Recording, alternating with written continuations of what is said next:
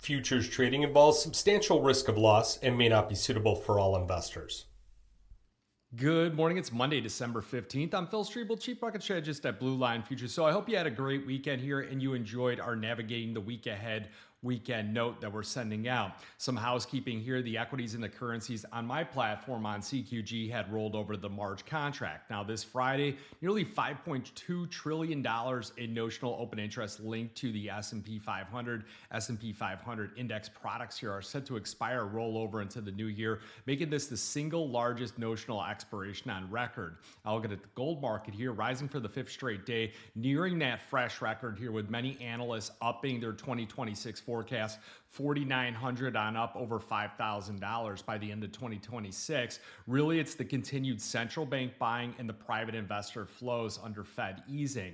Now, gold's break above the recent two-day chart high here, moving towards that 44.30 an ounce here, where any dips staying corrected above that 41.80, that's your key level of support. Only a sustained breakdown below 4,000 and 39.20 really takes an impact and a toll on the bullish trend.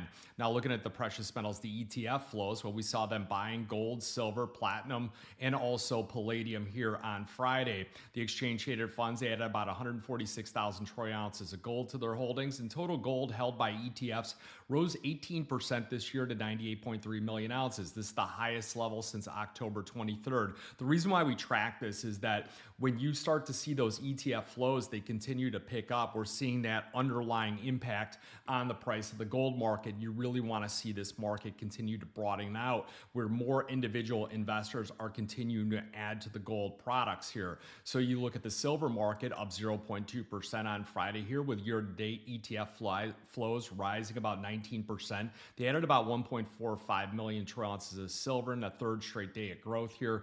Palladium also increased for the 8th straight day. So if you look across the board last week, the ETFs increased their holdings in gold, silver, platinum, and palladium. The gold-silver ratio sits at about 68-1. And then you look at the broader picture with the equity markets, stocks look set to recoup some of the Friday losses here, those tech-driven sell-off here, with a big week of data releases ahead. You got the S&P 500 and also the NASDAQ up about 0.5%. The Russell 2000 up about 0.75%. Now you look at some of the global events, and some big things to keep an eye on this week are rate decisions coming out from the ECB, the Bank of Japan, and also the Bank of England. Looking at the interest rate expectations at the January 28th meeting, markets are now anticipating about a 26.6% likelihood that the Fed will reduce rates by 25 basis points to a target range of 3.25 to 3.5 at its January meetings. We're going to have no earnings releases here today.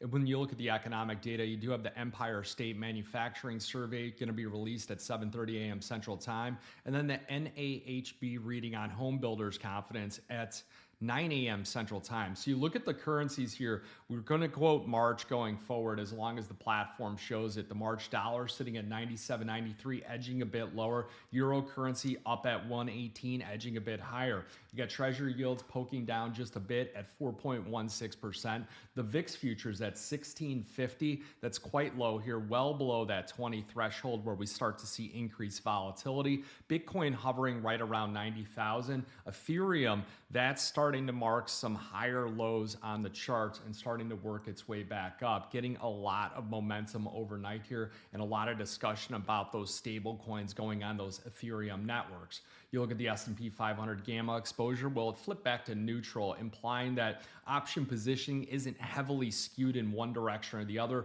Perhaps it's this big expiration coming up on Friday where these dealers are going to wait till after that before they reposition and roll. You go over to Europe and Asia, European stocks, they rallied as that risk appetite returned after Friday's tech-driven slide.